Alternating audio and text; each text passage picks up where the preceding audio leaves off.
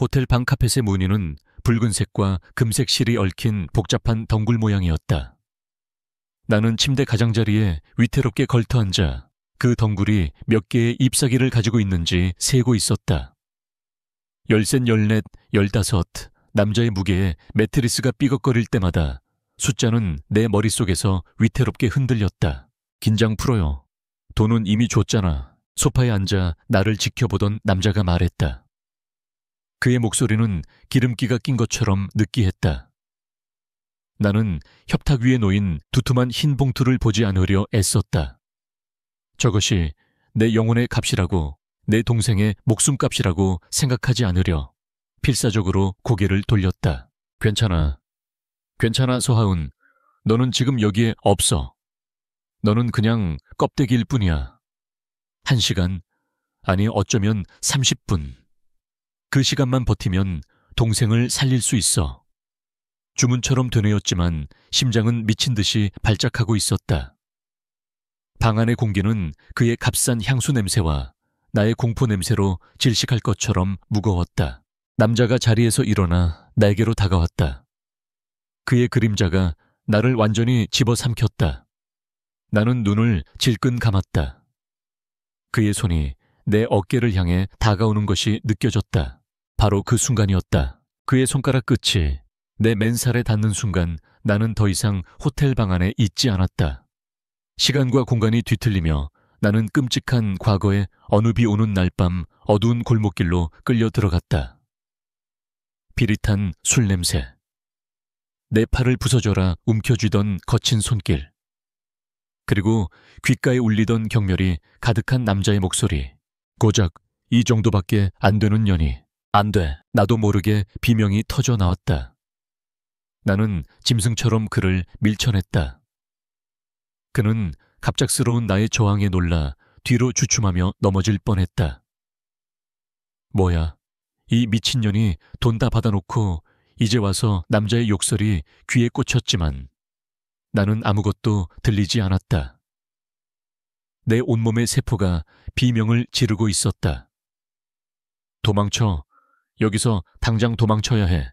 나는 신발도 제대로 신지 못한 채 미친 사람처럼 방문을 향해 달려갔다. 협탁 위의 돈 봉투는 보이지도 않았다. 나는 문을 열고 복도로 뛰쳐나갔다.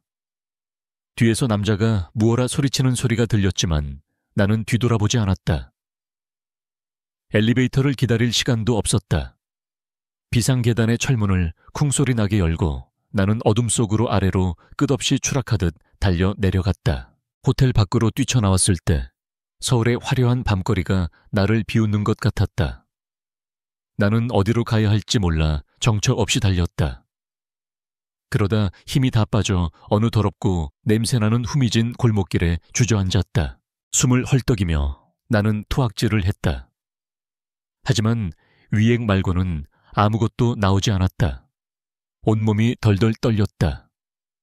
더러워. 너무나도 더럽고 역겨웠다. 그 남자의 손길이 아니라 돈으로 내 몸을 팔려고 했던 나 자신이. 나는 낡은 가방에서 금이 간 휴대폰을 꺼냈다. 그리고 배경화면을 켰다.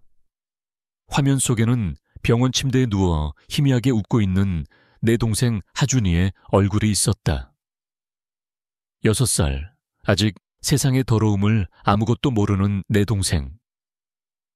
아이는 선천성 심장병을 앓고 있었고 당장 수술을 받지 않으면 1년을 넘기기 힘들다는 시한부 선고를 받은 상태였다. 누나 나 빨리 나와서 누나랑 축구하고 싶어. 어제 영상통화에서 해맑게 웃던 하준이의 목소리가 귓가에 맴돌았다. 눈물이 쏟아져 내렸다. 휴대폰 화면 위로 뜨거운 눈물방울이 뚝뚝 떨어졌다. 미안해, 하준아. 누나가 미안해. 나는 오늘 실패했다. 하지만 이것으로 끝낼 수는 없었다. 하준이의 수술 날짜는 다가오고 있었다. 내게는 시간이 없었다. 나는 내 영혼을 팔아서라도 그 돈을 구해야만 했다. 나는 눈물을 닦고 휴대폰 화면 속 동생의 얼굴을 보며 맹세했다. 어떤 대가를 치르더라도, 설령 내가 악마에게 영혼을 팔게 되더라도 나는 너를 반드시 살려낼 거라고. 지난밤의 실패는 내게서 마지막 남은 순진함마저 앗아갔다. 어설픈 각오로는 아무것도 할 수 없다는 것, 이 세상은 내가 상상했던 것보다 훨씬 더 잔인하고 차가운 곳이라는 것을 깨달았다. 다음 날 나는 하준이가 있는 병원으로 향했다. 하준이는 곤히 잠들어 있었다. 창백한 얼굴, 가늘게 내쉬는 숨. 아이의 작은 가슴은 힘겹게 오르내리고 있었다. 담당 의사는 복도에서 나를 붙잡고 더 이상 수술을 미룰 수 없다고, 이번 주 안으로 수술 날짜를 잡고 계약금을 내야 한다고 최후 통첩을 했다. 그의 목소리는 내게 내려진 사형 선고처럼 들렸다. 내게 남은 선택지는 없었다. 나는 그날 밤 인터넷에 가장 어둡고 깊은 곳을 뒤졌다. 그리고 마침내 신락 같은 희망, 혹은 더 깊은 절망으로 향하는 문 하나를 찾아냈다. 마담 조라는 아이디를 쓰는 사람이 운영하는 철저한 회원제와 비밀 보장을 원칙으로 하는 고급 매칭 사이트였다. 나는 마지막 남은 돈을 탈탈 털어 그곳에 연락을 취했다. 약속 장소는 청담동의 한 고급 부티크 호텔 라운지였다. 며칠 전 내가 도망쳐 나왔던 싸구려 호텔과는 모든 것이 달랐다. 나는 내 초라한 행색이 부끄러워 고개를 들 수 없었다.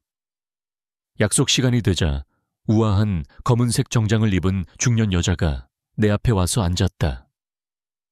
그녀는 나를 위아래로 훑어보았고 그 시선은 마치 가축의 등급을 매기는 것처럼 차갑고 계산적이었다. 그녀가 마담 조였다. 얘기 들었어요. 급하게 큰 돈이 필요하다면서. 그녀는 서론 없이 바로 본론으로 들어갔다.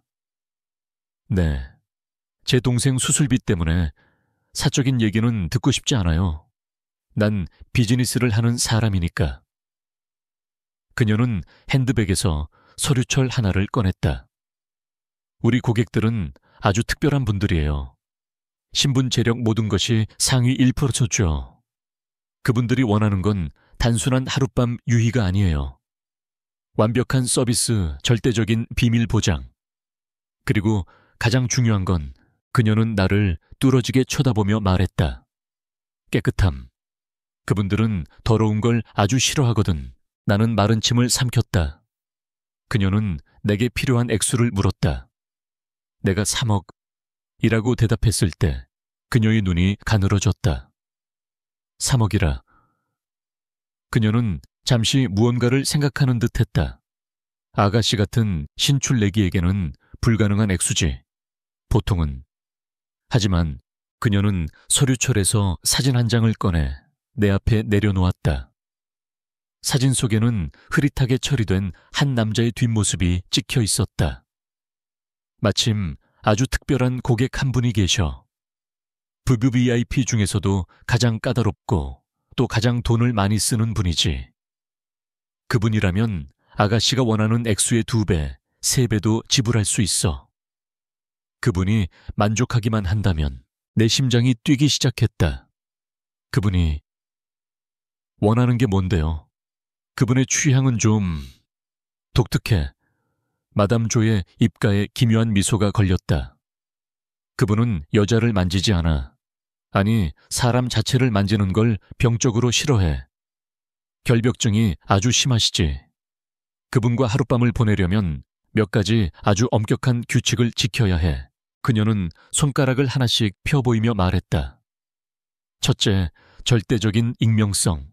아가씨는 그분의 이름을 알 수 없고 그분 역시 아가씨의 이름을 알 필요가 없어.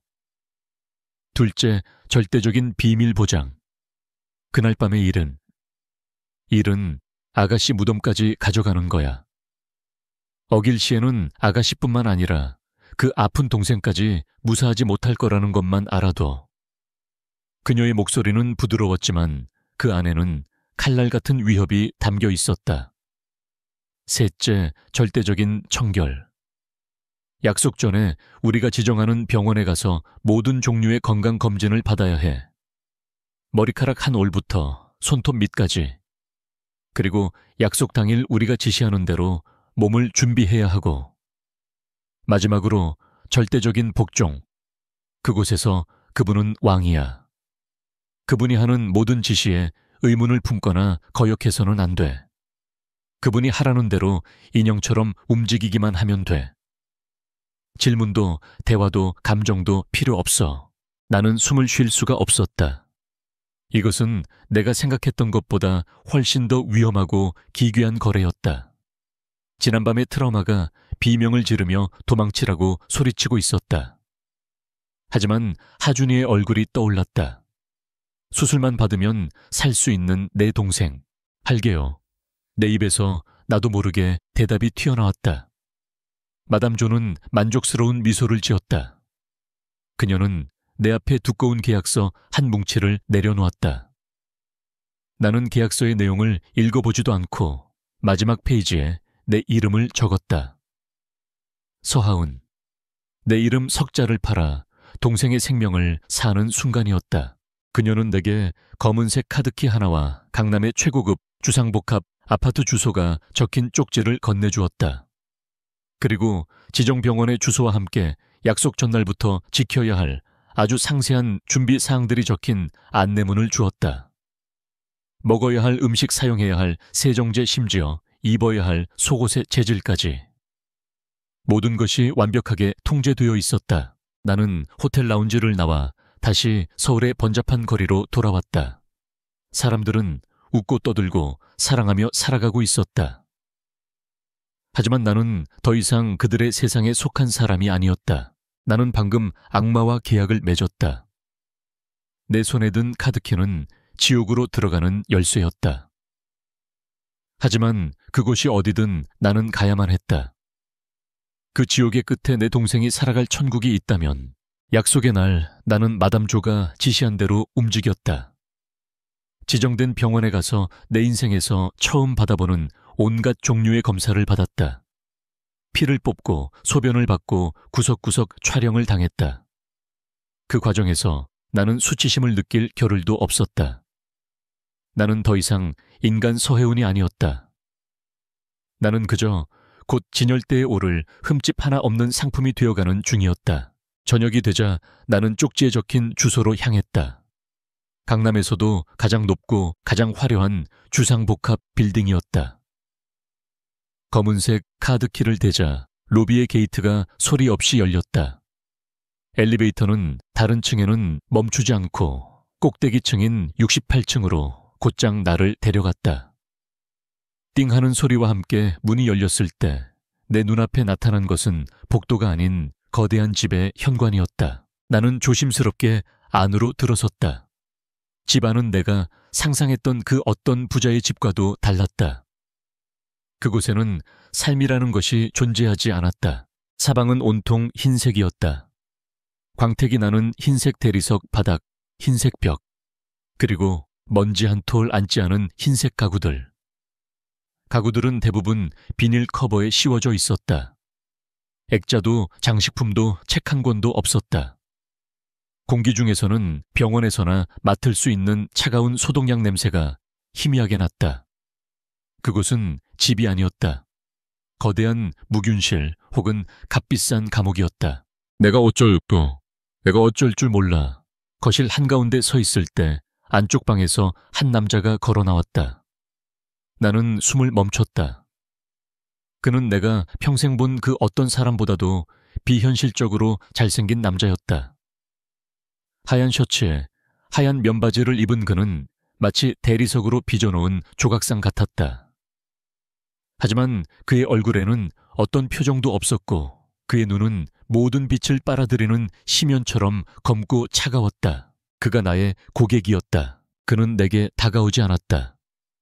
나와 3미터 정도의 거리를 유지한 채 그 자리에 멈춰 섰다.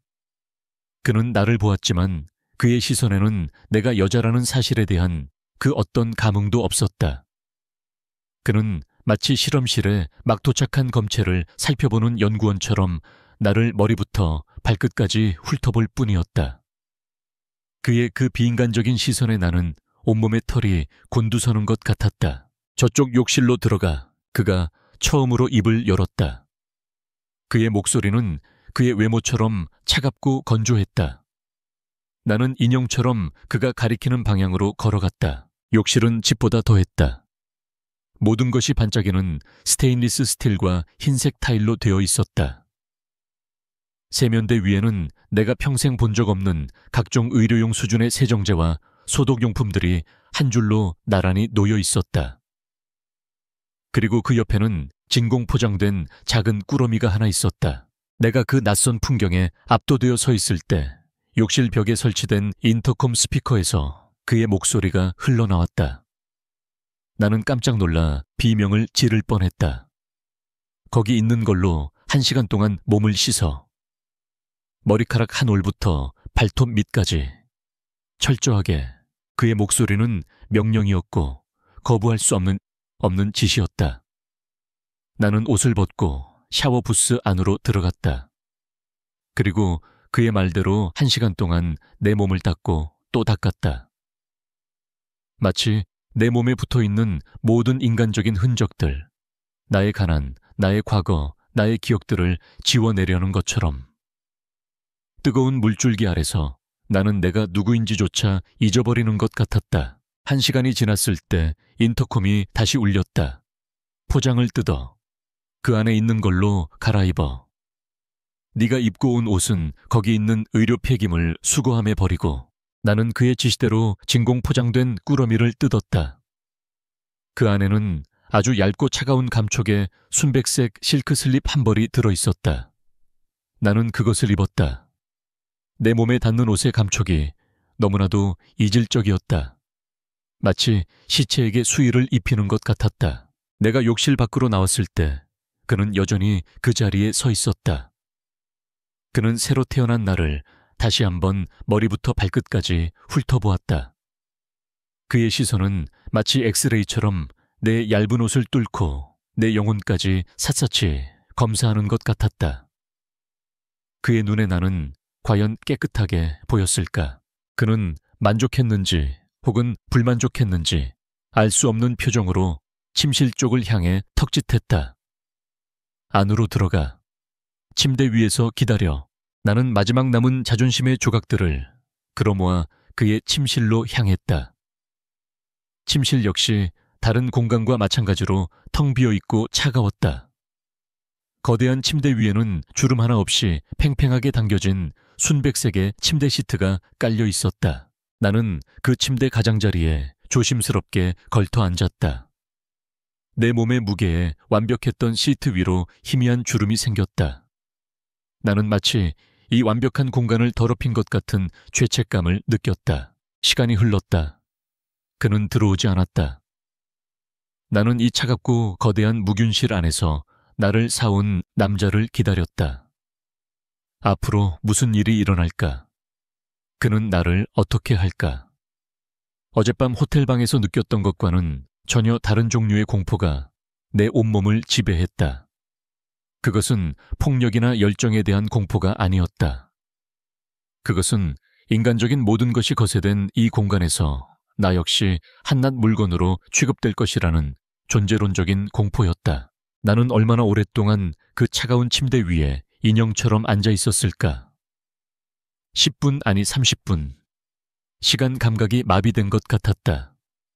문이 열리고 그가 안으로 들어왔다. 나는 반사적으로 몸을 움츠렸다. 하지만 그는 침대로 다가오지 않았다. 그는 문께에 서서 마치 우리 사이에 보이지 않는 유리벽이라도 있는 것처럼 그저 나를 관찰할 뿐이었다. 그의 얼굴에는 어떤 욕망도 어떤 감정도 없었다. 그는 마치 처음 보는 희귀한 생명체를 마주한 과학자 같았다. 나는 이 기괴한 상황을 견딜 수가 없었다. 차라리 그가 나를 덮치거나 모욕적인 말을 퍼붓는 편이 나았을지도 모른다. 이 모든 것을 빨리 끝내고 싶었다. 내가 무언가 말을 꺼내려 했을 때 그가 먼저 입을 열었다. 마지막으로 식사한 게 언제지? 나는 내 귀를 의심했다. 내가 예상했던 것과는 전혀 다른 너무나도 엉뚱한 질문이었다. 어제 아침이요. 나는 기어들어가는 목소리로 대답했다. 사실이었다. 어제 병원에서 검사를 받은 이후 마담 조의 지시에 따라 물 외에는 아무것도 마시지 못했다. 그의 미간이 아주 미세하게 찌푸려졌다. 최근에 앓은 병은 없어요. 알레르기는 있나 복용하는 약은 없어요. 이것은 무엇인가? 이 남자는 지금 나를 사온 것인가? 아니면 진찰을 하고 있는 것인가? 그의 질문이 계속될수록 나는 머리가 어지럽고 속이 메스꺼리는 것을 느꼈다. 며칠간 나를 짓눌렀던 극도의 긴장과 공복감, 그리고 지금 이 순간의 비현실적인 공포가 한계에 다다르고 있었다. 방 안이 흰 벽이 빙글빙글 돌기 시작했다. 그의 모습이 여러 개로 겹쳐 보였다. 나는 이마에 맺힌 식은땀을 닦으려 손을 들었지만 팔에 힘이 들어가지 않았다. 왜 그러지 그의 목소리가 멀리서 들려오는 것 같았다. 그의 얼굴에 처음으로 당황한 기색이 스쳤다. 그는 나를 향해 한 걸음 다가오는 듯. 됐다. 나는 괜찮다고 말해야 했다. 이 거래를 망칠 수는 없었다. 하준이의 얼굴이 눈앞에 어른거렸다. 하지만 내 입에서는 아무 소리도 나오지 않았다. 시야가 점점 어두워졌다. 내 몸이 옆으로 차가운 침대 시트 위로 쓰러지는 것이 느껴졌다. 내가 마지막으로 본 것은 평생 처음 보는 당혹감과 혼란으로 일그러진 그의 얼굴이었다. 그리고 모든 것이 암흑 속으로 잠겼다. 얼마나 지났을까? 나는 희미한 의식 속에서 누군가 내 몸에 손을 대는 것을 느꼈다. 나는 비명을 지르며 저항하고 싶었지만 몸을 움직일 수 없었다. 차가운 손가락이 내 손목의 맥을 짚었다. 그 손길은 성적인 느낌이 전혀 아니었다. 아주 조심스럽고 전문적이며 망설임이 가득한 손길이었다. 누군가 내 눈꺼풀을 들어 올리는 것이 느껴졌다. 그리고 차가운 청진기가 내 등을 스쳤다. 젠장, 탈수와 쇼크 상태잖아. 그의 목소리가 들렸다. 더 이상 차갑고 무감각한 목소리가 아니었다. 그 안에는 다급함과 아주 희미한 자기 자신에 대한 분노 같은 것이 섞여 있었다. 나는 팔에 느껴지는 알코올 솜의 서늘한 감촉과 주삿바늘이 혈관을 뚫고 들어오는 아주 작은 따끔함을, 마지막으로 다시 깊은 잠속으로 빠져들었다. 다시 눈을 떴을 때 나는 여전히 그의 침실, 그의 침대 위였다. 하지만 모든 것이 달라져 있었다. 내 팔에는 링거 주사가 꽂혀 있었고 투명한 수액이 내 몸속으로 천천히 흘러 들어가고 있었다. 내 몸을 감싸고 있던 차가운 실크 슬립은 사라지고 대신 그의 것인 듯한 넉넉하고 부드러운 하얀색 면 티셔츠가 입혀져 있었다.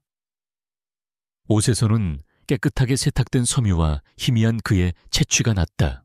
나는 멍하니 내 팔에 꽂힌 주삿바늘과 천천히 떨어지는 수액방울을 번갈아 쳐다보았다. 하룻밤의 거래는 완전히 실패로 끝났다. 나는 돈을 받기는커녕 오히려 신세를 졌다. 이제 하준이의 수술비는 어떻게 해야 하나. 절망감이 해일처럼 다시 밀려왔다. 눈물이 터져 나오려는 것을 가까스로 참았다. 그때 침실 문이 조용히 열리고 그가 들어왔다. 그의 손에는 따뜻한 김이 나는 죽그릇과 물컵이 담긴 쟁반이 들려 있었다. 그의 얼굴은 여전히 표정을 읽을 수 없었지만 처음 마주했을 때의 그 살얼음 같은 냉기는 사라져 있었다. 대신 그 자리에는 깊은 피로감과 복잡한 심경이 뒤섞여 있었다. 그는 침대 옆 협탁에 쟁반을 내려놓았다. 그는 계약이나 돈에 대해서는 한마디도 꺼내지 않았다. 그는 그저 의사가 환자에게 말하듯 조용하고 사무적인 목소리로 말했다.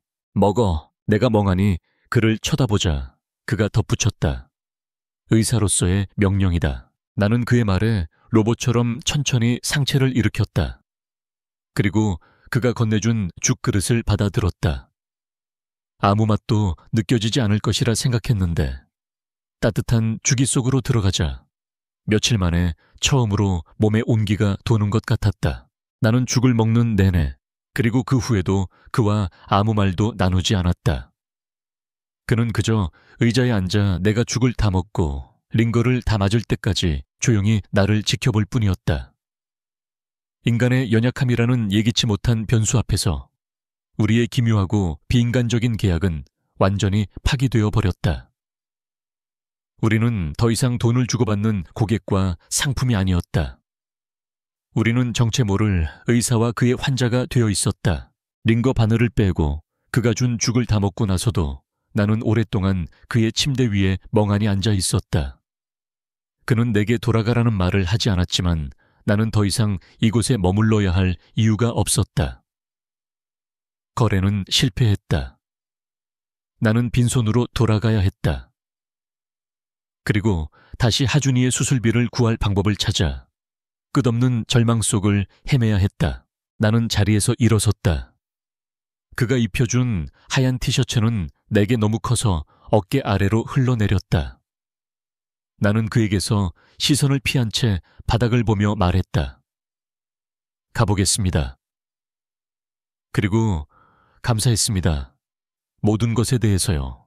나는 그가 나를 붙잡아 주기를 아주 조금은 기대했는지도 모른다. 하지만 그는 아무 말도 하지 않았다. 나는 고개를 숙인 채 문을 향해 걸어갔다. 내 어깨를 짓누르는 절망의 무게에 발걸음이 청은망은 무거웠다. 내가 막 문손잡이를 잡으려던 순간이었다. 계약은 파기됐어. 그의 차가운 목소리가 등 뒤에서 들려왔다. 나는 돌아보지 않았다. 알고 있는 사실을 굳이 다시 확인시켜주는 그의 잔인함에 눈물이 핑 돌았다. 하지만 돈은 지불하지. 네, 나는 내 귀를 의심하며 천천히 그를 돌아보았다. 그는 의자에 앉아 여전히 무표정한 얼굴로 나를 보고 있었다. 무슨 말씀이신지. 하룻밤의 대가. 계약서에 명시된 금액 그대로 오늘 중으로 내 계좌로 입금될 거야. 마담 조를 통해서. 나는 이해할 수 없었다. 나는 계약을 이행하지 못했다. 오히려 그에게 신세만 졌다. 그런데 왜요? 나도 모르게 질문이 튀어나왔다. 저는 아무것도 하지 않았잖아요. 그건 내 사정이야. 그는 차갑게 말을 잘랐다. 나는 내 규칙을 어기는 걸 싫어해. 계약은 계약이니까. 그리고 다시는 내 눈앞에 나타나지 마. 그의 말은 친절이 아니었다. 동정도 아니었다. 그것은 귀찮은 것을 돈으로 해결하고 자신의 완벽한 세계에서 나라는 오점을 완전히 지워버리려는 차가운 비즈니스였다. 그의 그 태도에 나는 마지막 남은 자존심마저 산산조각 나는 것을 느꼈다. 나는 그를 똑바로 쳐다보았다. 눈물이 터져 나오려는 것을 분노로 억눌렀다. 필요 없어요. 뭐라고 그의 눈썹이 처음으로 꿈틀거렸다. 그 돈 필요 없다고요. 저는 제 몸을 팔았지만 동전까지 팔지는 않았어요. 나는 내가 무슨 정신으로 그런 말을 내뱉고 있는지 알 수 없었다. 하지만 더 이상은 비참해지고 싶지 않았다. 제 동생 수술비는 제가 다른 방법으로 알아볼게요. 당신 같은 사람의 더러운 돈은 받고 싶지 않으니까. 나는 몸을 돌려 문을 열고 나가려 했다. 잠깐. 그가 자리에서 일어섰다. 너 방금 뭐라고 했지? 동생 수술비. 그의 목소리에는 내가 처음 보는 아주 날카로운 무언가가 담겨 있었다. 나는 대답하지 않고 문을 열었다. 하지만 그가 성큼성큼 다가와 내 앞을 막아섰다. 나는 놀라 뒷걸음질 쳤다. 그는 처음으로 나와의 안전거리를 깨고 내 코앞까지 다가와 있었다. 그의 키는 생각보다 훨씬 더 컸고 그의 존재감은 숨 막힐 듯이 압도적이었다. 그는 나를 만지지 않았다. 하지만 그의 시선은 마치 수술용 메스처럼 나를 파고들었다. 말해, 무슨 수술이지? 당신이 알 거 없잖아요. 말하라고 했어. 그의 목소리는 낮았지만 그 안에는 거부할 수 없는 의사의 위엄이 서려 있었다. 나는 그의 기세에 눌려 나도 모르게 모든 것을 털어놓기 시작했다. 하준이의 병명 복잡한 심장기형 국내에서는 성공 사례가 거의 없어 최고의 전문가만이 집도할 수 있다는 사실. 그리고 그 수술을 할 수 있는 유일한 희망인 대한대학병원 흉부외과의 차가운 천재 의사. 내 이야기가 길어질수록 그의 표정은 점점 더 기묘하게 변해갔다. 놀라운 불신, 그리고 아주 희미한 운명의 장난 같은 것에 대한 씁쓸함. 내가 모든 이야기를 끝냈을 때 그는 한참 동안 말이 없었다. 그는 마치 아주 어려운 수술 케이스를 분석하는 것처럼 복잡한 눈으로 나를 바라보았다. 그리고 잠시 뒤 그는 믿을 수 없는 말을 내뱉었다. 그 의사 이름이 뭐지? 차지욱 교수요. 나는 힘없이 대답했다. 그는 아주 희미하게 조소인지 자조인지 알 수 없는 웃음을 흘렸다. 내가 차지욱이다. 나는 그 말의 의미를 즉시 이해하지 못했다. 세상에 동명이인은 많으니까. 하지만 그의 눈빛이, 그의 분위기가 말해주고 있었다. 대한대학병원 흉부외과 최연소 교수. 신의 손이라 불리는 천재. 그리고 환자와의 소통을 극도로 거부하는 얼음 같은 성격 때문에 아무도 그의 사생활에 대해서는 알지 못했던 의사. 내가 내 동생을 살리기 위해 내 몸을 팔려고 했던 그 남자가 바로 내 동생의 목숨을 쥔 유일한 사람이었다. 나는 다리에 힘이 풀려 그 자리에 주저앉을 뻔했다. 세상의 모든 신들이 나를 상대로 잔인한 농담을 하고 있는 것 같았다. 그는 그런 나를 여전히 복잡한 눈으로 내려다보고 있었다. 그는 더 이상 나를 사온 고객도 나를 진찰한 의사도 아니었다. 그는 내 동생의 생사 여탈권을 쥔 절대적인 신이 되어 내 앞에 서 있었다. 세상이 소리 없이 붕괴했다. 시간이 멈췄고 공기가 얼어붙었다. 나는 내 앞에 서 있는 남자를, 그리고 그가 내뱉은 믿을 수 없는 말을 이해하기 위해 필사적으로 뇌를 움직였다. 내가 동생을 살리기 위해 몸을 팔려 했던 남자, 그리고 내 동생의 심장을 쥘 수 있는 유일한 남자. 그 두 사람이 동일 인물이라고. 거짓말. 나는 나도 모르게 중얼거렸다. 이것은 잔인한 신의 장난이거나 아니면 이 남자가 나를 농락하기 위해 꾸며낸 악랄한 거짓말이어야만 했다. 하지만 그는 더 이상 아무 말도 하지 않았다. 그는 그저 자신의 존재 자체가 반박할 수 없는 증거라는 듯 차가운 눈으로 나를 내려다볼 뿐이었다. 그의 그 압도적인 분위기 앞에서 나는 그것이 진실임을 끔찍하고도 기막힌 진실임을 인정할 수밖에 없었다. 절망이 이전과는 비교할 수도 없는 거대한 파도가 되어 나를 덮쳤다. 차라리 그가 평범한 남자였다면 나는 돈을 받지 않고 이곳을 나가 다른 방법을 찾았을 것이다. 하지만 이제 나는 그럴 수 없었다. 내 동생의 목숨이 이 남자의 손에 달려 있었다. 나는 그의 앞에서 도망칠 수도 저항할 수도 없는 완벽한 약자가 되어버렸다. 그는 내 혼란을 꿰뚫어 보고 있다는 듯 차갑게 입을 열었다. 그의 말투는 더 이상 고객의 것이 아니었다. 그것은 환자의 생사를 결정하는 집도의의 말투였다. 내 동생 서하준, 만 6살. 병명은 활로시 사증을 동반한 복잡 심기형. 이미 1차 폰탄 수술을 받았지만 예후가 좋지 않아 혈류 역류 현상이 보이고 신부전으로 진행될 가능성이 높아 2차 폰탄 수술 혹은 그 이상의 고난도 수술이 시급한 상태. 맞나, 나는 숨을 멈추었다. 그는 마치 하준이의 차트를 통째로 외우고 있는 것처럼 정확하게 말하고 있었다. 어떻게 어제 내 파일을 받고 배경조사를 좀 했지. 마담 조에게서 내 동생의 진단서 사본도 받았고 그는 모든 것을 알고 있었다. 내가 얼마나 절박한지, 내게 다른 선택지가 없다는 것을. 그는 내 모든 패를 손에 쥔 채 이 게임을 시작한 것이었다. 나는 바닥에 주저앉아 소리 없이 눈물을 흘렸다. 신이시여, 왜 저에게 이런 시련을 주시나이까? 모든 희망이 사라진 것 같았다. 한참의 시간이 흐른 뒤 그가 말했다. 내가 내 동생을 수술하지. 나는 고개를 들었다. 내 집도의 비용은 받지 않겠다. 그 외의 병원비 역시 내가 재단을 통해 지원할 방법을 찾아보지.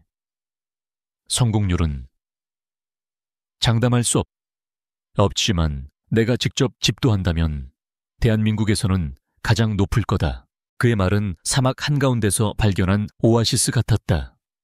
말라붙었던 희망이 아주 조금씩 다시 차오르는 것 같았다. 정말이세요. 나는 빈말은 하지 않아. 감사합니다. 정말 감사합니다. 나는 그의 발이라도 붙잡고 싶은 심정이었다. 그가 어떤 의도로 이런 제안을 하는지는 중요하지 않았다. 하준이만 살릴 수 있다면 나는 무엇이든 할 수 있었다. 대신 그가 말을 이었다. 조건이 있어. 나는 직감했다. 세상에 공짜는 없다는 것을. 악마와의 거래에는 반드시 대가가 따른다는 것을.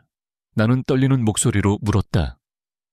제가 뭘 하면 되죠? 그는 나를 아주 오랫동안 샅샅이 뜯어보는 듯한 눈으로 쳐다보았다. 그의 시선은 내 몸이 아닌 내 존재 자체의 가치를 측정하는 것 같았다. 너는 여기서 나와 함께 지내야 한다. 나는 그 말의 의미를 이해할 수 없었다. 성적인 요구인가 하지만 그의 눈에는 어떤 욕망도 없었다. 나는 극도로 예민한 사람이야. 그가 설명하기 시작했다.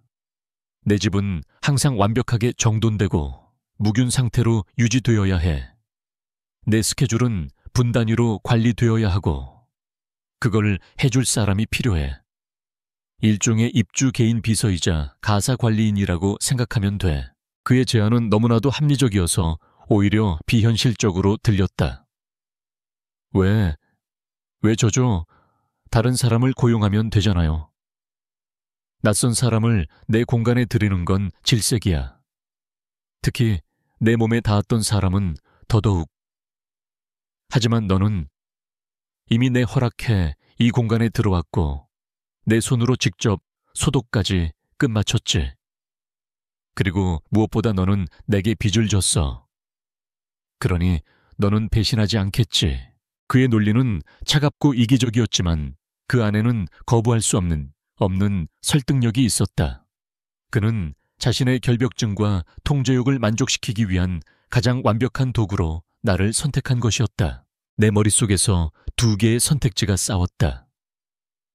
그의 제안을 받아들이고 이 황금 세장 안에 갇혀 그의 인형으로 살아가는 삶, 혹은 그의 제안을 거절하고 하준이의 죽음을 무력하게 지켜보는 삶.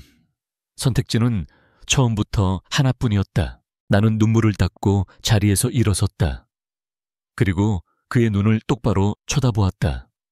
알겠습니다. 내 목소리는 스스로도 놀랄 만큼 단단하고 차분했다. 그렇게 할게요. 제 동생만 살려주신다면요. 나는 더 이상 순진한 18살 소녀가 아니었다. 나는 내 동생의 목숨을 구하기 위해 기꺼이 악마에게 나 자신을 저당 잡힌 한 명의 생존자였다. 그는 내 대답에 만족한 듯 희미하게 고개를 끄덕였다. 좋아. 그럼 오늘부터 네 방은 저쪽 끝에 있는 방이야. 필요한 게 있으면 목록을 작성해. 내가 주문하지. 그의 말과 함께 우리의 새로운 계약은 체결되었다. 종이도 펜도 없는 오직 그의 권력과 나의 절박함만으로 맺어진 벗어날 수 없는 계약이었다. 나는 그가 가리킨 방문을 향해 걸어갔다. 내게 주어진 새로운 방. 그것은 나의 방이 아니었다. 그것은 나의 감옥이었다. 나는 그 차가운 문손잡이를 잡으며 앞으로 펼쳐질 나의 삶이 결코 평범하지 않으리라는 것을 직감했다. 그의 펜트하우스에서의 나의 새로운 삶은 조용한 감옥 생활과도 같았다. 다음 날 아침 내가 눈을 떴을 때 그는 이미 병원으로 출근하고 없었다. 식탁 위에는 그가 타이핑해서 출력한 것으로 보이는 빽빽한 지시 사항들이 적힌 A4 용지 한 장이 놓여 있었다. 오전 7시 기상, 오전 7시 30분. 모든 창문을 열어 30분간 환기. 오전 8시 지정된 소독액으로 집안 전체 청소. 오전 10시 나의 개인 서재 정리. 책은 알파벳 순으로. 오후 12시 점심 식사. 메뉴는 냉장고 속 식단표 참조. 오후 7시 저녁 식사 준비. 닭가슴살 150점, 브로콜리 100점 모두 삶아서. 소금 금지. 그것은 지시사항이라기보다는 군대의 작전 계획표에 가까웠다. 그의 세계는 분과 초 단위로 완벽하게 통제되고 있었다. 그리고 나는 그 세계를 유지하기 위한 하나의 부품이 되었다. 나는 그의 규칙에 따라 움직이는 로봇처럼 하루하루를 보냈다. 이미 완벽하게 깨끗한 집을 다시 청소하고 소금기 하나 없는 그의 환자식을 만들고 그의 방대한 서재를 정리했다. 그의 집은 거대했지만 그 안에는 나 혼자뿐이었다. 고요함이 나를 짓눌렀다. 나는 가끔 이 집 전체가 그의 마음속 풍경이 아닐까 하는 생각을 했다. 화려하지만 텅 비어있고 누구의 침입도 허용하지 않는 차갑고 외로운 요새. 어느 날 나는 그 질식할 것 같은 무채색의 공간을 견딜 수가 없어서 작은 화분을 하나 샀다. 시장에 갔다가 아주 작고 튼튼해 보이는 다육식물 하나를 사서 그의 거실 창가 가장 햇볕이 잘 드는 곳에 올려두었다. 거대한 흰색 공간 속 그 작은 초록색 생명체는 하나의 점처럼 미약했지만 나에게는 유일한 숨구멍 같았다. 나는 그가 돌아와서 이 화분을 보고 불같이 화를 낼 것이라 생각했다.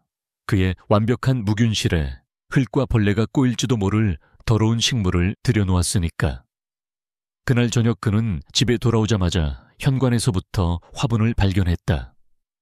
그는 그 앞에 서서 아주 오랫동안 아무 말 없이 그것을 내려다보았다.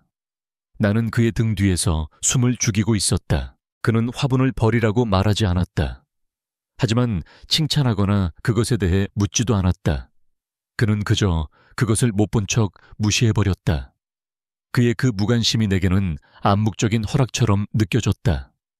나는 아주 작은 전투에서 승리한 기분이 들었다. 또 한 번은 그의 그 맛없는 식단을 견디다 못해 된장찌개를 끓인 적이 있었다. 구수한 멸치 육수와 된장 냄새가 온 집안에 퍼져나갔다. 나는 아주 오랜만에 집 냄새를 맡는 것 같아 행복했다. 하지만 그가 돌아왔을 때 그는 현관에 들어서자마자 미간을 찌푸렸다. 그는 말없이 집안의 모든 창문을 열어 환기를 시켰고 그날 저녁 내가 차린 된장찌개에는 손도 대지 않고 자신의 닭가슴살만 먹었다. 나는 그의 세계의 규칙을 아주 조금씩 시험하고 있었다. 그리고 그는 불쾌해하면서도 나를 내쫓지는 않았다. 나의 유일한 낙은 하준이와 영상통화를 하는 시간이었다. 나는 매일 오후 하준이에게 동화책을 읽어주고 노래를 불러주었다. 나는 하준이 앞에서는 이 집에서의 무표정한 내가 아닌 세상에서 가장 밝고 명랑한 누나로 돌아갔다. 누나 여기 되게 좋다. 누나 방이야. 화면 너머로 보이는 그의 펜트하우스 배경을 보며 하준이가 물었다. 응, 누나 친구 집이야.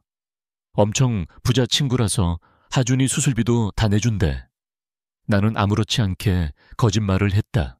어느 날 하준이에게 책을 읽어주다가 등 뒤에서 느껴지는 희미한 시선에 고개를 돌렸다. 그가 어느새 내 뒤의 서재 문틈으로 나를 보고 있었다. 얼마나 오랫동안 거기 서 있었던 걸까? 그는 나와 눈이 마주치자 아무 말 없이 몸을 돌려 사라졌다. 나는 그의 눈 속에서 내가 한 번도 본 적 없는 아주 복잡한 감정을 읽었다. 그것은 마치 자신이 갖지 못한 무언가를 보는 듯한 아주 깊은 외로움과 동경의 빛이었다. 그의 서재를 정리하는 것은 나의 일과 중 하나였다. 그의 서재는 집안에서 유일하게 인간적인 흔적이 남아있는 공간이었다. 벽면을 가득 채운 것은 온통 심장과 뇌에 관한 보기만 해도 머리가 아파오는 두꺼운 의학 서적들이었다. 나는 그 책들을 정리하다가 나도 모르게 책을 펼쳐 읽기 시작했다. 하준이의 병에 대해 그리고 이 남자가 대체 어떤 수술을 하는 사람인지에 대해 알고 싶었다. 나는 그날 이후 매일 밤 그의 서재에서 몰래 책을 읽었다. 복잡한 의학 용어들은 어려웠지만 나는 필사적으로 공부했다. 그것은 그와 나를 잇는 유일한 연결고리처럼 느껴졌다. 어느 날 밤 높은 책꽂이 맨 윗칸에 있는 책을 꺼내려다 발을 헛디뎠다. 몸이 균형을 잃고 뒤로 넘어지려는 순간 서재에서 일을 하고 있던 그가 놀라 달려왔다. 나는 그가 나를 잡아줄 것이라 생각했다.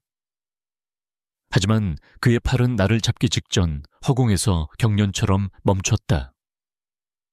그의 얼굴에는 나를 만지는 것에 대한 본능적인 공포가 스쳐 지나갔다. 나는 바닥에 엉덩방아를 찧었다. 아픈 것보다 그의 그 반응이 더 아프게 다가왔다. 괜찮나? 그는 내게 손을 내밀어 주지 않았다. 그는 그저 멀찍이 서서 감정 없는 목소리로 물을 뿐이었다. 우리는 한 집에 살았지만 여전히 서로 다른 행성에 있는 사람들처럼 멀었다. 하지만 나는 알고 있었다. 아주 조금씩 아주 느리게 우리 사이의 거리가 좁혀지고 있다는 것을. 그가 내버려둔 작은 화분처럼, 그가 훔쳐보던 나의 영상통화처럼, 그리고 나를 만지려다 멈춰버린 그의 그 망설임처럼. 보이지 않는 무언가가 이 차가운 얼음성 안에서 아주 조심스럽게 싹을 틔우고 있었다. 하준이의 수술을 날날 나는 병원 복도 차가운 의자에 앉아 1분이 1년처럼 느껴지는 시간을 견디고 있었다. 수술실 앞 붉은 등은 마치 내 심장의 피를 모두 빨아들이는 악마의 눈처럼 느껴졌다. 나는 두 손을 모아 기도했다. 내가 아는 모든 신에게, 그리고 내가 알지 못하는 미지의 존재에게까지. 제발 제 동생을 살려주세요. 8시간이 지났을 때 수술실 문이 열렸다. 땀으로 흠뻑 젖은 녹색 수술복 차림에 그가 걸어 나왔다. 그의 얼굴은 극도의 피로로 창백했지만 그의 눈은 그 어느 때보다도 강렬하게 빛나고 있었다. 그는 마스크를 벗으며 내게로 다가왔다. 나는 자리에서 일어나 거의 쓰러질 것처럼 그를 쳐다보았다. 수술은 그가 입을 열었다. 성공적이다. 그 한마디에 내 온몸을 짓누르던 모든 무게가 사라졌다. 다리에 힘이 풀려 나는 그대로 복도 바닥에 주저앉을 뻔했다. 그가 반사적으로 팔을 뻗어 나를 부축하려다 허공에서 손을 멈칫했다. 나는 그의 망설임을 보았지만 더 이상 그것이 아프게 느껴지지 않았다. 나는 그에게 달려가 무릎이라도 꿇고 싶은 심정이었다. 감사합니다. 정말 감사합니다, 교수님. 눈물이 비오듯 쏟아졌다. 감사함과 안도감에 나는 아무 말도 제대로 할 수가 없었다. 그는 그런 나를 그저 묵묵히 내려다볼 뿐이었다. 그날 밤 나는 병원 보호자 침대에서 하준이의 곁을 지켰다. 마취에서 깨어난 하준이는 비록 미약했지만 전보다 훨씬 더 안정적인 숨을 내쉬고 있었다. 나는 잠든 동생의 작은 손을 잡고 밤새도록 그의 얼굴만 바라보았다. 늦은 새벽 잠시 바람을 쐬러 병원 옥상으로 올라갔다. 차가운 새벽 공기가 뜨거운 내 뺨을 식혀주었다. 나는 그곳에서 그를 발견했다. 그는 수술복도 의사가운도 아닌 평상복 차림으로 난간에 기댄 채 텅 빈 도시의 새벽 풍경을 내려다보고 있었다. 그의 넓은 등은 그 어느 때보다도 지치고 외로워 보였다. 나는 조심스럽게 그에게 다가갔다. 아직 퇴근 안 하셨어요. 그는 내 인기척에 놀란 듯 움찔하며 나를 돌아보았다. 그의 얼굴을 보고 나는 숨을 멈췄다. 그의 얼굴은 창백함을 넘어 거의 새하얀 종이 같았다. 그의 눈동자는 불안하게 흔들리고 있었고 이마에는 식은땀이 맺혀 있었다. 괜찮으세요? 신경 쓰지 마. 그는 짧게 대답하고 다시 고개를 돌렸다. 하지만 나는 볼 수 있었다. 그의 손이 난간을 잡고 있는 그의 손이 아주 미세하게 하지만 멈추지 않고 떨리고 있다는 것을. 그는 지금 괜찮지 않았다. 아주 많이. 나는 내 안에서 무언가 뜨거운 것이 솟구치는 것을 느꼈다. 이 남자는 신이 아니었다. 그는 내 동생을 살리기 위해 8시간 동안 신과 싸우고 돌아온 지치고 상처 입은 한 명의 인간일 뿐이었다. 그리고 지금 그는 혼자서 무언가와 힘겹게 싸우고 있었다. 나는 내 안에 모든 두려움을 밀어냈다. 그리고 아주 천천히 그에게 다가가 떨리는 그의 손 위로 나의 손을 포겠다. 그의 몸이 전기에 감전된 것처럼 굳어졌다. 그는 불에 댄 듯이 손을 빼려 했다. 그의 눈에는 극도의 공포와 혼란이 서려 있었다. 만지지 마. 그의 목소리는 거의 비명에 가까웠다. 하지만 나는 그의 손을 놓지 않았다. 오히려 조금 더 힘을 주어 그의 차가운 손을 나의 두 손으로 감쌌다. 괜찮아요. 나는 그의 눈을 똑바로 쳐다보며 속삭였다. 이제 괜찮아요. 제가 있잖아요. 내 목소리가 내 천이 그에게 닿았던 걸까? 그의 격렬했던 저항이 아주 조금씩 아주 느리게 잦아들기 시작했다. 그의 떨림은 여전했지만 그는 더 이상 나를 뿌리치려 하지 않았다. 그의 눈동자 속 나를 향한 경계심과 공포가 가득했던 그 심연에 아주 작은 균열이 생기고 있었다. 나는 용기를 내어내 그의 손을 잡은 채 그의 앞으로 다가섰다. 그리고 남은 한쪽 팔로 그의 허리를 아주 조심스럽게 감싸 안았다. 나는 그의 심장이 마치 고장난 엔진처럼 미친 듯이 뛰고 있는 것을 느낄 수 있었다. 그는 얼어붙은 조각상처럼 굳어 있었다. 나는 그의 품에 얼굴을 묻고 그의 셔츠 위로 전해지는 그의 심장 소리를 들었다. 고마워요. 나는 속삭였다. 내 동생을 살려줘서 정말 고마워요. 나는 그를 아는 채 아주 오랫동안 움직이지 않았다.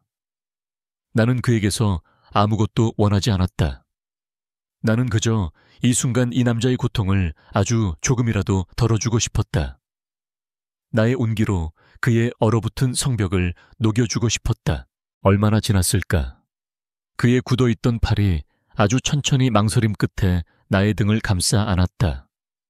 그의 손길은 서툴고 어색했지만 그 안에는 어떤 폭력성이나 욕망도 없었다.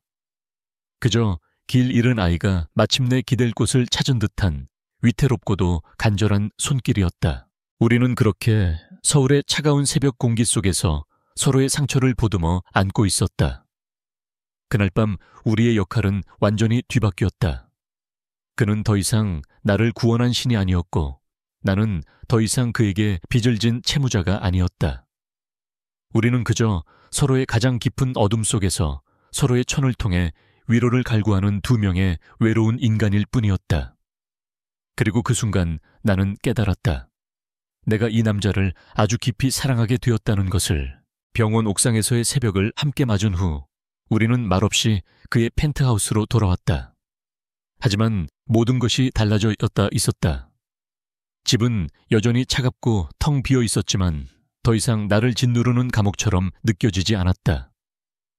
그와 나 사이에 존재했던 보이지 않는 유리벽이 지난밤의 포옹으로 인해 산산조각 나버렸기 때문이었다. 그는 부엌으로 가 서툰 솜씨로 토스트를 굽고 커피를 내렸다. 그가 아침 식사를 준비하는 뒷모습을 보며 나는 이것이 얼마나 비현실적인 풍경인지를 깨달았다. 불과 며칠 전까지만 해도 그는 내가 만든 음식에 손도 대지 않았던 남자였다. 우리는 식탁에 마주 앉았다. 어색한 침묵이 흘렀다. 우리는 이제 무슨 관계일까 하는 차마 입 밖으로 꺼낼 수 없는 질문이 공기 중에 떠다녔다. 그가 먼저 침묵을 깼다. 어젯밤 일. 그의 목소리는 평소보다 조금 낮고 진지했다. 고마웠다. 네가 아니었다면 난 아마. 그는 말을 잇지 못했다. 나는 그가 무슨 말을 하려는지 알 것 같았다. 교수님, 나는 그를 불렀다. 이제 괜찮으세요? 그는 고개를 저었다. 아니, 괜찮지 않아. 아마 평생 괜찮아지지 않을지도 몰라. 그는 오랫동안 망설이다가 한 번도 누군가에게 꺼내본 적 없는 자신의 이야기를 시작했다. 그의 목소리는 마치 오래된 상처를 헤집는 것처럼 고통스럽고 위태로웠다. 내가 10살 때였어. 그가 말했다. 아버지는 아주 바쁜 사업가였고 늘 집을 비웠지. 나는 세상에서 다정하고 아름다운 우리 엄마를 가장 사랑했어. 그의 눈동자가 아주 희미하게 흔들렸다. 그날도 아버지는 출장 중이었고 나는 학교를 마치고 신나게 집으로 달려왔지. 엄마에게 보여줄 상장이 있었거든. 하지만 집에 도착했을 때 모든 것이 엉망이었어. 그는 잠시 말을 멈추고 숨을 골랐다. 거실은 온통 부서져 있었고 피냄새가 났어. 그리고 나는 봤어. 아버지의 사업에 원한을 품은 한 남자가 우리 엄마를. 그는 차마 그 뒷말을 잊지 못했다. 하지만 나는 그의 눈 속에서 어린 소년이 겪었을 그 끔찍한 지옥을 볼 수 있었다. 나는 너무 무서워서 방에 숨어서 나오지 못했어. 엄마를 지켜주지 못했지. 내가 본 마지막 장면은 피투성이가 된 엄마의 몸과 그 위로 떨어지던 낯선 남자의 더러운 손이었어. 그의 고백에 나는 숨을 쉴 수가 없었다. 그 일 이후로 나는 모든 것이 더럽게 느껴지기 시작했어. 세상의 모든 것들이 보이지 않는 세균과 폭력으로 오염된 것 같았지. 특히 사람의 손길은 견딜 수가 없었어. 나는 내 통제해 있지 않은 모든 것들을 병적으로 두려워하게 됐지. 그래서 의사가 됐어. 오직 나만이 모든 것을 통제할 수 있는 수술실 안에서 나는 안전하다고 느꼈으니까. 그리고 내 손으로 생명을 살리면 어린 시절 엄마를 구하지 못했던 나의 죄책감을 조금이라도 씻어낼 수 있을 거라고 믿었으니까. 나는 비로소 그의 모든 것을 이해할 수 있었다. 그의 결벽증, 그의 차가움, 그의 외로움. 그 모든 것은 끔찍한 상처로부터 스스로를 지키기 위한 한 어린 소년의 처절한 싸움이었던 것이다. 나는 자리에서 일어나 그에게 다가갔다. 그리고 그의 앞에 서서 그의 뺨을 나의 손으로 부드럽게 감쌌다. 그는 움찔했지만 피하지는 않았다. 교수님, 잘못이 아니에요. 나는 그의 눈을 보며 말했다. 어린 교수님은 아무 잘못이 없었어요. 내 말에 그의 단단했던 눈동자가 아주 위태롭게 흔들렸다. 그의 눈가에 내가 처음 보는 눈물이 아주 희미하게 맺혔다. 그의 용기에 힘을 얻어 나 역시 나의 상처를 꺼내 보였다. 나는 나의 아버지에 대해 그리고 나를 올감했던 과거의 상처에 대해 이야기했다. 사랑이 아닌 거래와 폭력으로 얼룩졌던 나의 지난 시간들. 내가 왜 내 몸을 텅 빈 껍데기처럼 느끼게 되었는지 우리는 그렇게 서로의 가장 깊고 어두운 상처를 마주보았다. 더 이상 숨기거나 도망치지 않고 우리는 서로의 고통을 통해 역설적으로 서로를 더 깊이 이해하게 되었다. 모든 고백이 끝났을 때 그는 내 손을 잡았다. 그의 손은 더 이상 떨리지 않았다. 너는 더 이상 나에게 빚을 진 사람이 아니야, 혜은아. 그가 처음으로 내 이름을 다정하게 불렀다. 계약은 끝났어. 너는 이제 자유야.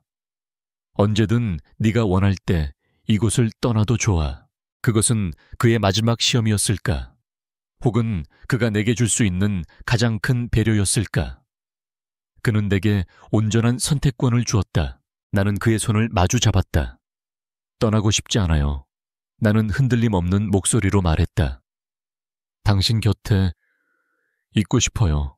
환자의 보호자도 입주 가사 도우미도 아닌 그냥 서혜운으로요. 내 대답에 그의 얼굴에 내가 처음 보는 미소가 피어올랐다. 그것은 아주 작고 서툴고 어딘가 슬퍼 보이는 미소였지만 내가 평생 본 그 어떤 풍경보다도 아름다웠다. 우리의 낡고 불공평했던 계약은 그 순간 파기되었다. 그리고 그 자리에서 아무런 조건도 대가도 없는 새로운 계약이 시작되고 있었다. 서로의 상처를 보듬고 서로의 세상을 지켜주기로 하는 두 사람의 마음으로 맺어진 약속. 그날 이후 우리의 관계는 새로운 이름을 갖게 되었다. 1년이라는 계절이 우리의 차가웠던 세상 위로 흐르고 또 흘렀다. 나는 더 이상 돈 때문에 영혼을 팔려던 18살의 소녀가 아니었다. 나는 20살의 대학생이 되었다. 그리고 하준이는 더 이상 병원 침대에 누워 희미하게 웃던 아이가 아니었다. 내 동생은 다른 아이들처럼 햇볕 아래에서 신나게 뛰어노는 건강하고 씩씩한 7살짜리 남자아이가 되었다. 그의 펜트하우스는 더 이상 차가운 무균실이 아니었다. 내가 처음 사왔던 작은 다육식물은 이제 제법 커다란 화분으로 자라나 창가에서 푸른 잎을 뽐내고 있었다. 그의 서재에는 딱딱한 의학 서적들 사이에 내가 좋아하는 소설책과 시집들이 아무렇게나 꽂혀 있었다. 그리고 집 안에는 더 이상 소독약 냄새 대신 내가 끓인 따뜻한 음식 냄새가 늘 배어 있었다. 이곳은 더 이상 그의 성이 아니었다. 이곳은 우리 집이 되었다. 오늘도 나는 대학 강의를 마치고 집으로 돌아왔다. 현관문을 열고 들어서자 집 안은 고요했다. 그가 오늘은 응급수술이 없어 일찍 퇴근한다고 했었는데 나는 거실로 향했다. 그리고 나는 그 자리에서 걸음을 멈추고 미소 지었다. 그가 차지욱이라는 남자가 소파 위에서 잠들어 있었다. 그는 병원에서 막 돌아온 듯 편안한 실내복 차림이었다. 그의 손에서는 그가 늘 읽던 두꺼운 의학 저널이 바닥으로 떨어져 있었다. 그는 아마 나를 기다리다가 깜빡 잠이 든 것 같았다. 나는 소리를 내지 않으려 조심스럽게 그에게 다가갔다. 그리고 그의 잠든 얼굴을 가만히 내려다보았다. 처음 만났을 때의 얼음 조각 같던 냉정함은 온데간데 없었다. 햇살 아래 그의 얼굴은 그저 고된 수술을 마치고 지쳐 잠든 평범하고도 다정한 한 남자의 얼굴이었다. 나는 잊을 수 없었다. 처음 이 집에 왔을 때 침대 시트에 작은 주름 하나 생기는 것조차 견디지 못했던 그의 모습을, 낯선 사람의 손길이 닿을까봐 늘 경계하고 거리를 두던 그의 모습을, 그런 그가 이제는 내가 만들어 놓은 어질러진 쿠션들 사이에서 무방비한 모습으로 깊은 잠에 빠져 있었다. 나는 침실로 가 부드러운 담요를 한 장 가지고 나왔다. 그리고 아주 천천히 그가 깨지 않도록 그의 몸 위로 담요를 덮어주었다. 나의 아주 작고 평범한 이 행동이 우리에게는 얼마나 길고 험난한 시간을 거쳐 얻어낸 기적인지를 나는 알고 있었다. 나는 그의 옆 바닥에 조용히 쪼그려 앉아 그의 얼굴을 계속해서 바라보았다. 우리의 시작은 잘못되어도 한참 잘못되었다. 돈으로 맺어진 계약 상처와 결핍으로 가득 찬 두려움. 우리는 서로의 가장 어둡고 추한 밑바닥을 먼저 마주해야만 했다. 사람들은 종종 상처는 완전히 치유되어야만 새로운 시작을 할 수 있다고 말한다. 하지만 우리는 달랐다. 우리는 서로의 상처를 완벽하게 없애주지 못했다. 나는 아직도 가끔 악몽을 꾸고 그는 아직도 가끔 낯선 것들을 두려워한다. 흉터는 사라지지 않았다. 하지만 우리는 서로의 흉터를 어루만져주는 법을 배웠다. 내가 공포에 떨며 깨어나는 밤이면 그는 아무 말 없이 나를 자신의 품에 안고 나의 떨림이 멈출 때까지 기다려 주었다. 그가 과거의 기억 때문에 힘들어할 때면 나는 그의 손을 잡고 나의 온기를 나누어 주었다. 우리는 서로에게 가장 안전한 피난처가 되어 주었다. 행복. 예전의 나라면 행복은 오점 하나 없는 완벽하게 통제된 무균 상태 같은 것이라고 생각했을지도 모른다. 하지만 지금의 나는 안다. 행복은 차가운 완벽함 속에 있는 것이 아니라는 것을. 행복은 서로의 불완전함을 기꺼이 껴안고 서로의 천으로 추운 세상을 함께 견뎌내는 이 따뜻함 속에 있다는 것을. 그때 잠결에 그가 뒤척였다. 그는 잠꼬대처럼 무언가를 찾는 듯 허공에 손을 뻗었다. 나는 그런 그의 손을 나의 두 손으로 부드럽게 감싸 쥐었다. 나의 온기가 닿자 그는 편안한 얼굴로 다시 깊은 잠에 빠져들었다. 나는 그의 손을 잡은 채 오랫동안 그 자리에 앉아 있었다. 창밖으로 서울의 하늘이 아름다운 저녁 노을로 물들고 있었다. 진정한 사랑은 어쩌면 상처를 완벽하게 치유하는 마법이 아닐지도 모른다. 그저 그 상처 입은 사람 곁에 머물며 기꺼이 그의 가장 못난 부분까지도 사랑하겠다고 결심하는 용기 있는 선택일지도 모른다.